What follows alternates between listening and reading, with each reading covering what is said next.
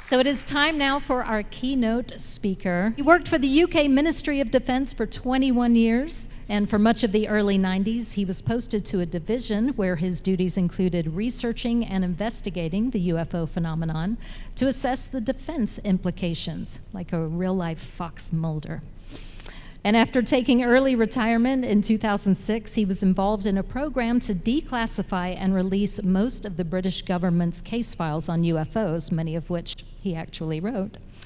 And he's been pretty dang busy. In fact, you can hardly turn on any program about the alien or UFO topic and not see his face. He's literally everywhere. But tonight he is here and in the flesh, ufology's most ubiquitous man. Please welcome Nick Pope.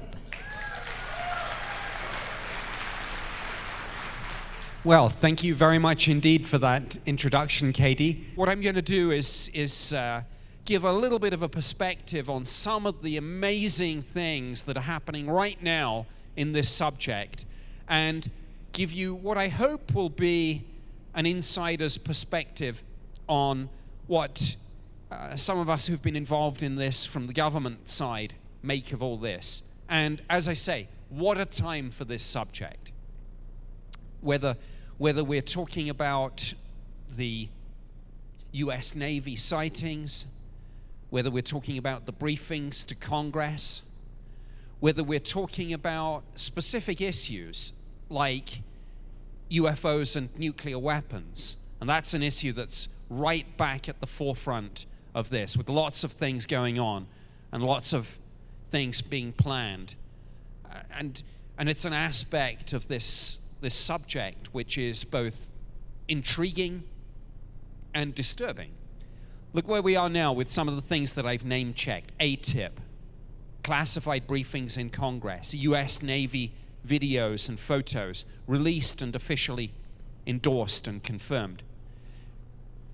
What this means is that you are not and never were the crazy people. You are the people who are right. Make no mistake about it. Questions like, are we alone or not in the universe, and are we being visited, are some of the biggest and most profound questions we can ask.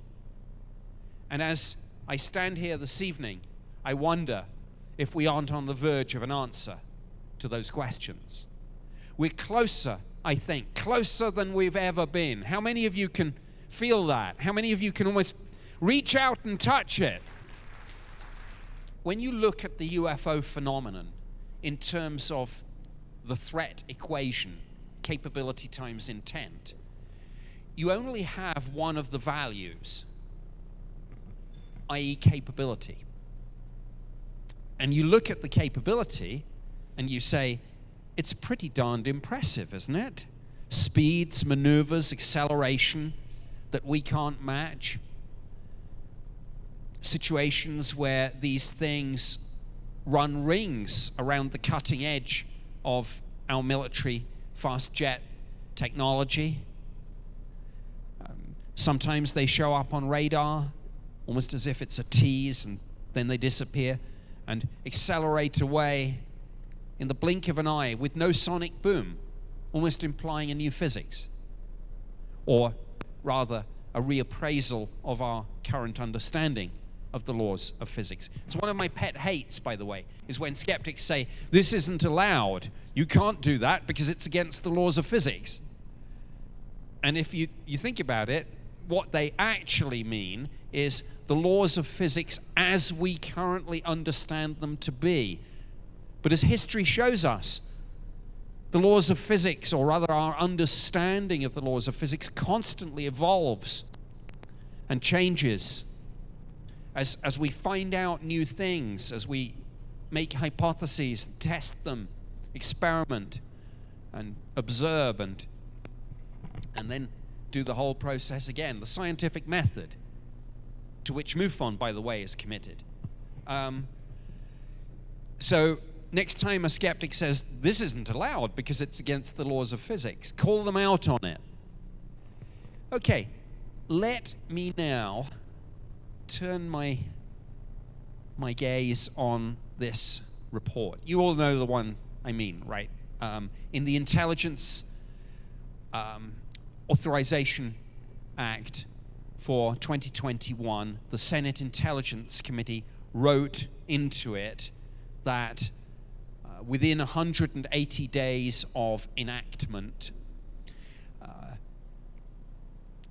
ODNI, Office of Director of National Intelligence, in consultation with the Department of Defense and other agencies as necessary, would deliver to Congress an assessment of the UFO phenomenon.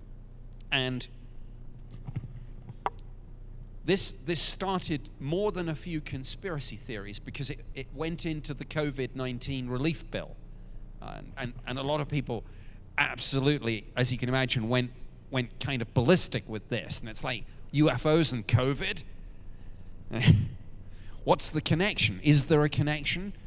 Why is it in there? Well, the answer is actually fairly boring and bureaucratic. These things happen all the time, that sometimes just because of lack of time or other reasons, a particular bill that isn't necessarily very controversial and that everyone agrees should be enacted just doesn't have the legislative time to get through the process. And what they do in those circumstances is they piggyback. So they take a bill that they know is going through quickly and they just piggyback onto it. So that's what happened. The Intelligence Authorization Act for 2021 wasn't going to get through, so they just threw a note linking it. They tied it to the COVID-19 relief bill, the omnibus bill, and so it got enacted, I think, December 27th or December 28th last year. So on June 25th, ODNI released this report. And I want to give you my take on it. This is my personal take on it. And I was kind of a little surprised. A lot of people in the UFO community were disappointed. I mean, this was a 9-page report, unclassified, of course. There is a longer classified version. I have not read that, I promise. But it was a 9-page report, and it didn't mention the word alien or extraterrestrial once. That did not surprise me, but it surprised some people. I think the problem was that some people in the UFO community had convinced themselves that this was going to be disclosure. And this was never going to be disclosure. This was going to be exactly what the Senate Intelligence Committee asked for. An assessment, an intelligence assessment of the phenomenon. And it had its problems, and I'm going to talk about those problems in... Well, no, I'll talk about the problems now, and then I'll talk about the good stuff. One of the obvious problems was simply the difficulty that the people writing this report had in accessing the information. The US intelligence community has 18 different parts, and then there are all the different branches and specializations of the military and other players too.